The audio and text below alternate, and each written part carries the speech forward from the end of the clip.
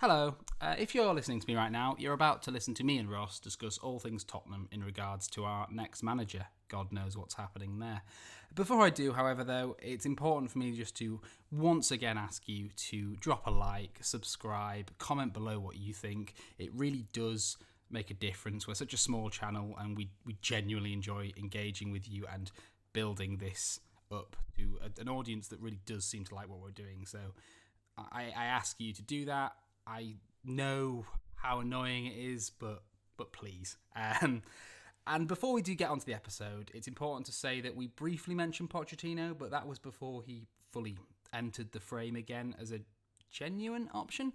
And I think it's important to say that although me and Ross do not believe for a second that will happen, in regards to Pochettino, if that was an option, disregard this entire chat because Pochettino now, always, and forever. But hey, Graham Potter as well. So we get into that, and you will see. So thank you for listening, and on with the show. Hello, and welcome back to the new format the Back Post are doing. Me and Ross talking all things Tottenham. Admittedly, this was filmed straight after episode 1, so the Wolves game hasn't happened yet. It has for you, but for us, we don't know. What a peek behind the curtain. Well, yeah, it is. So I guess we ended the last podcast by saying we didn't really know how to feel about next season because we have no direction with players, with managers. Will Kane be there?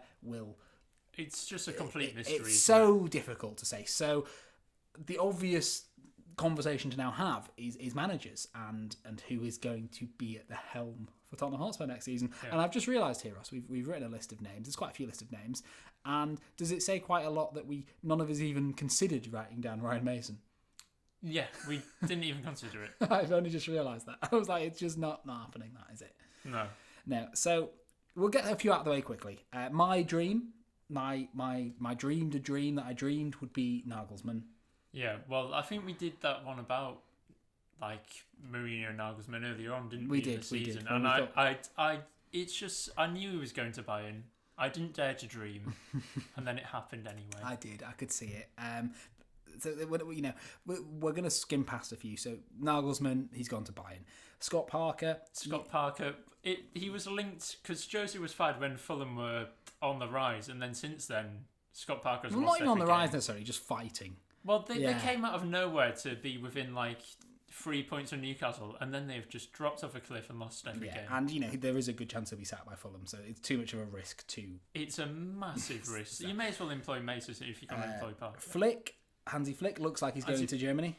He does look like he's going to Germany. I think he'd be really good for Dele Alli with what he's done with Thomas. He's revived Thomas Muller's career, and they're not the same player, but they are similar in a way. So I think I want Hansi Flick because imagine Dele Alli under him, but it's just not going to happen. But the issue is we do have other players. Yeah.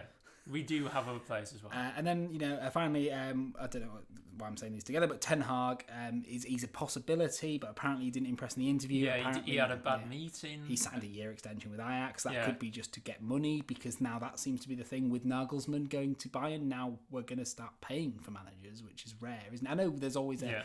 Well, it was a record fee for Nagelsmann, wasn't it? It looks like football's now milking more money that way. So if we do get Ten Hag, it's going to be expensive. Daniel Levy, not happening. And Eddie Howe looks pretty certain for Celtic. He's like 99.99% at Celtic, isn't he? Yes. And also, I do not want him. Fair. So there, those candidates gone. And now we're going to list the others, Ross. So we'll start off, not with actually what I've written here, because he's actually a genuinely interesting contender. So we'll start off with Nuno, Wolves. With Nuno... I don't want him. I really do not want him. First of all, because he usually plays with 3 at the back, which does not suit Tottenham at all. I can't remember. I mean, there was that weird period with Wimmer, Vertonghen and Alderweireld where 3 at the back seemed to work. Well, to be fair, there was Dyer, Vertonghen and Alderweireld as well, with Walker and Rose on either wing. But usually Dyer would drop in from midfield. Yes, also... It's weird. They were players at their peak as well. Are they like? Yeah, exactly. They were brilliant players at that point in time. So yeah, it wouldn't. Now that system, maybe could it bring the best out of Doherty and Reguilon though, Ross? The thing is, it could, but also we've got 9 other players to Yeah, and also the wing back thing is good. If you've got a wing back like Trent, who is probably a midfielder in disguise, and you want to exploit the best out of them, fair enough. But if we might not have them, but if you've got Son, Bale, why do you don't want your attacking threat coming from your fullback because you want it coming from them. So. But then again, Liverpool. Anyway, so you're really not. I don't mind Nuno. I'm not saying he's my first choice, but I don't mind Nuno. I think he had an exciting project. He has, a lot of Portuguese players that I would like. Not Semedo. Never Semedo. But also, I still don't forgive Jorge Mendes for he should have helped us with deals for Diaz and Fernandes, and we got Vinicius and Gedson Fernandes, which is good. No, which is terrible. And then those loan deals were like, oh, you can buy them for an insane price. Yeah. Obviously, no.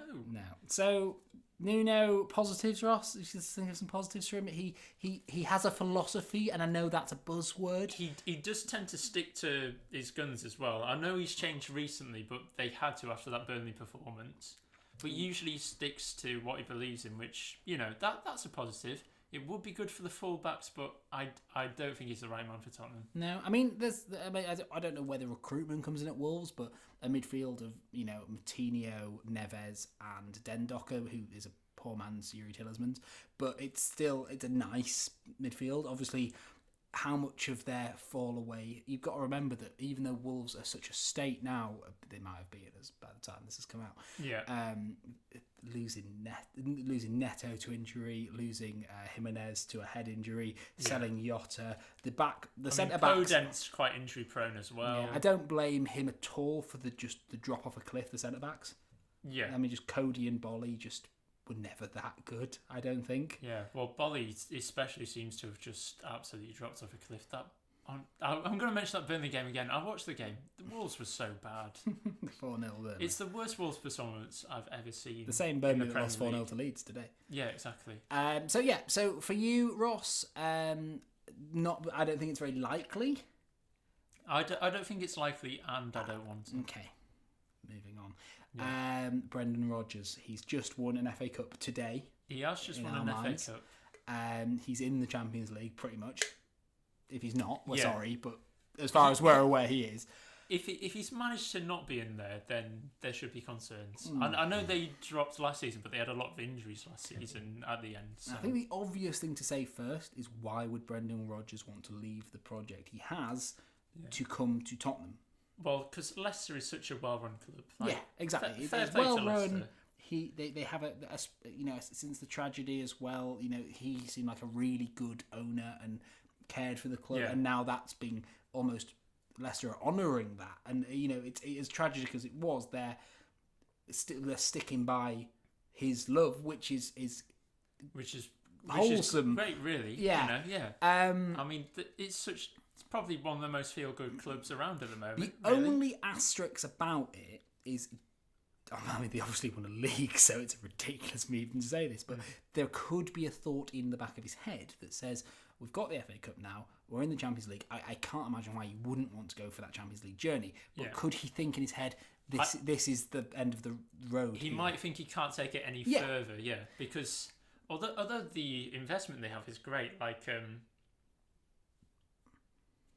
they're going for Sumare as basically an Ndidi replacement, I think, and then they're going to sell Ndidi for probably 100 million or something. Yeah, and probably to United, which would fix United and make them title contenders, I think. But also, Sumare probably, Leicester will be all right without Ndidi with Sumare in there, I think, probably. Absolutely, I think. Obviously, they're not exactly the same player, but no, they've got amazing recruitment.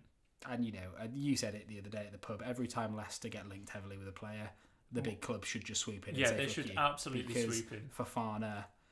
Tielemans. Look at Iheanacho right now. Tielemans, Ndidi, Kante, Mahrez, Vardy, Fofana. Yeah, we'll play arguably player of the season. One of them, Castagna as well, who we were looking at until Leicester went in for, and then we got Doherty. Yeah.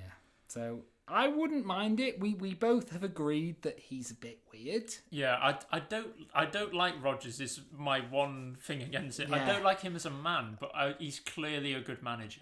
I sent you that quote of him like running past the houses of Liverpool, smelling the freshly cooked stew as he peers into the doors. Like, Rodgers, what are you talking I about? don't think I'll ever be able to watch a Tottenham manager press conference until he leaves. If he does become our manager, He did. But, He also said that he is his biggest inspiration, which you've got to admire.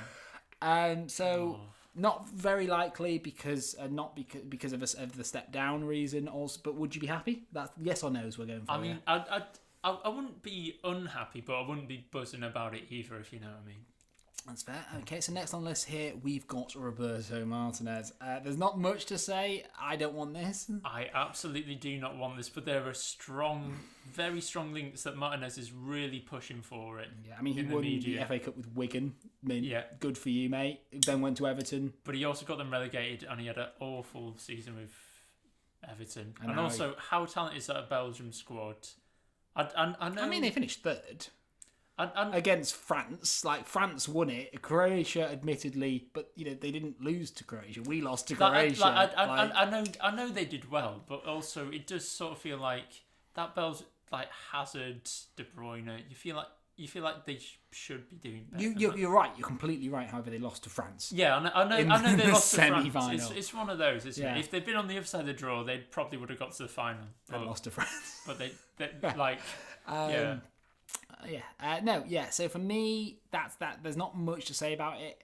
I don't trust him. I don't particularly like him as a manager. I don't. Yeah. I never thought he was good. I never looked at Everton and went like now.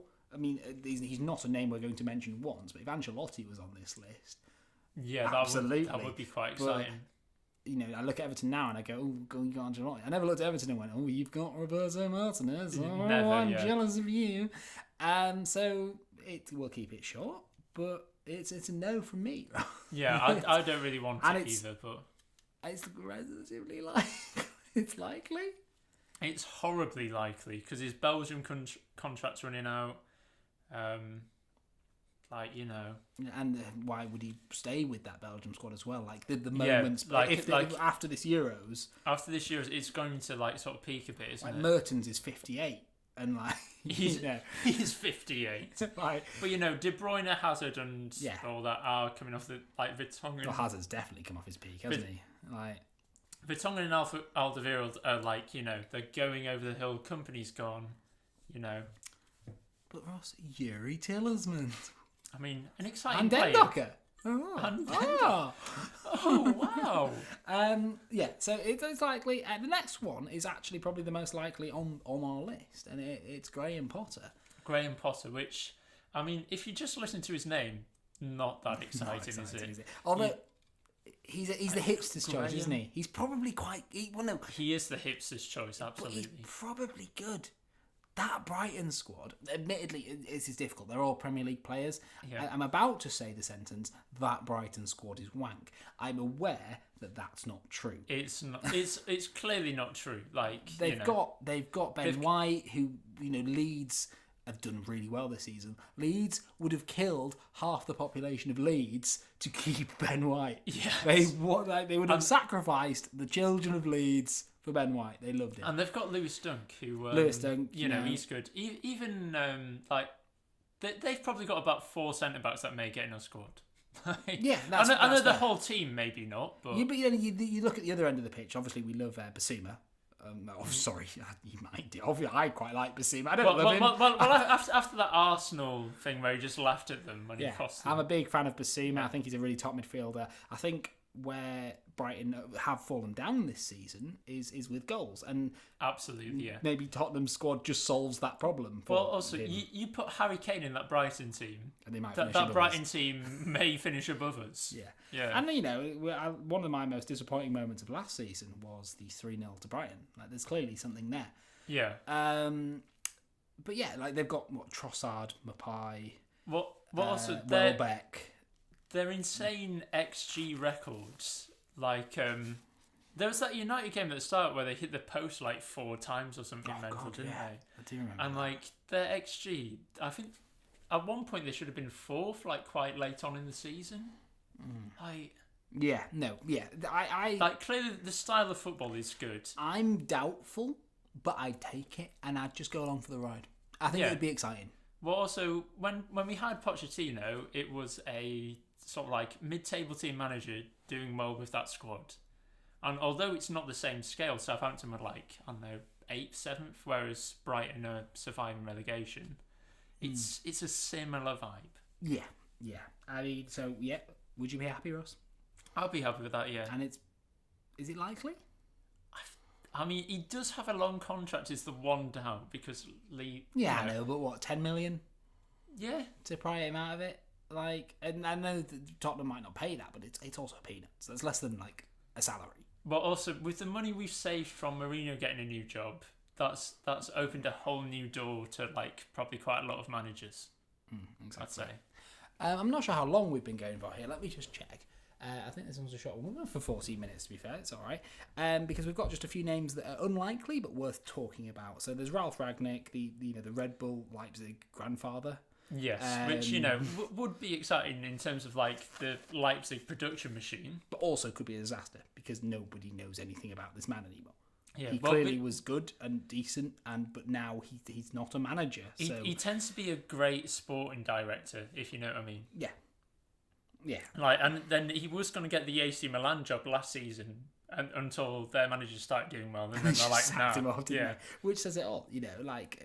He's not exactly first billing for anyone, really, is he? It would excite me, but it would be if you ask me now, it would be a no compared to some of these other options. It'd be a massive gamble. You didn't know about this next one. It's River Plate's Marcelo Gallardo. I only read about him today, I think yesterday or something. Yeah. He's Argentinian and he likes to press a little bit. He's River Plate's manager. There's very clear Poch parallels. Yeah, a little bit of a baby Poch, yeah. Too much of a step up. Wouldn't want it. He looks quite cool. He looks just quite as cool. not his play style. Well, that's a good selling point. Marcelino with Bilbao. Like, I mean, they're doing all right, but they're not exactly setting the world alight, are they? Yeah, they lost 2 finals, and that's not what Tottenham need. Yeah. They lost 2 finals in a week. They lost 2 finals in a week, so, that's the last thing Tottenham need. That is not what we need. And also, what does worry me about him especially is he was part of the turmoil Valencia time. He was one of the managers when Valencia were just like hiring Gary Neville. So that concerns me because that's the last thing Tottenham need is chaos. Yeah, I mean, that is really not. It's definitely, whoever the next manager is, it's a vital appointment, really, isn't it? I say these are unlikely. Sorry, happy with Marcelino? I mean, I don't know enough about him to be happy or not happy with him, to be honest. That's very fair. Same. Yeah. Right. The next ones we've said these ones are all unlikely. We've lumped these together with Conte and Sarri, which is ridiculous that we've lumped them together because they're both ex-Chelsea managers. But they're very different. I mean, they've both won Serie A in the past 2 years. Yeah. For me, the obvious choice would be Conte. I would take Conte with a heartbeat. Yeah. I know we don't want the Chelsea managers. We don't want to recycle Chelsea managers and fail with Chelsea managers. But Conte seems it wouldn't be a permanent fix. But then again, Conte seems like Mourinho 10 years ago. Yeah, it's like the style of play, I'd say Sarri probably suits us more. But in terms of how good the manager is, Conte would suit us more because he's managed to wrestle the title off Juventus. I know they're struggling for top 4 this season, but yeah, I mean, it's still a massive achievement. It's one of those different ones where you have to caveat that with if Inter Milan, for whatever reason, didn't exist. Yeah. AC Milan or Atalanta would have wrestled the title of Juventus. He's still a massive achievement and he's done really well. But it's a caveat. It's how they've won it at a canter in the end as well. That's fair. Yeah, I would snap it if of all these choices, I'd snap your hand off for Conte. And he would probably fail with us and continue the meme. Which Sarri, I don't want the cigarette chewing Harry Winks anchor playing man for 38 games. If the Sarri from Napoli comes, then that man's dead. That man's dead. That man died, right? Like that. If I could pick anyone, I'd probably pick Sarri Napoli. But Chelsea has happened, Juventus has happened. I don't think he's the same man anymore. No, but there's still the same elements. But apologies if you can hear the kettle boiling. By the way, that would be a kettle. Yeah, to be fair, we're actually at the end of the list, but we're not at the end because I've been thinking. And obviously there's Allegri out there, Ross. There is Didn't write Allegri down, but Allegri exists. I mean, with the board, in terms of they are really high up on, they want the tactics to be very clear to the players. I mean, although we don't know who the manager is, the requirements are quite clear from what the journalists are saying. Yes. And I mean, I don't know how Allegri hasn't had a job for a couple of years now. Well, Sarri was only at Juventus for a season, wasn't he? Yeah. So it's 2 seasons. He's been out of the job for 2 seasons. But, and you've got to question why. Yeah, why are none of the clubs picking him when he did so well at Juventus? It feels like he may go back to Juventus, but also it feels like a lot of clubs have concerns over his language as well and how he'll get the tactics across. If you look at Unai Emery at Villarreal, he absolutely had a nightmare at PSG and Arsenal. He's gone back to Spain. He's in another Europa League final. It's language is more important than you think, really. Yeah, no, I completely agree. Yeah. I think as well, for me, with not with the language thing, but with his personality, and this may be just a baseless assumption. Yeah. Allegri screams Atletico Madrid. Yes. I don't know what it is, but maybe if we could, it's not happening, and this is where we get into full hypotheticals. But if we could have Simeone, yeah, and then they could, maybe that would be the last thing we could need because it would turn Tottenham into a negative ball of sadness. Also, Simeone relies on a good defence, which then again, he might bring Hermoso. He's a dream. Yeah. And finally, the only other name I had in my head, which, oh my fucking God, I've forgotten. Yeah.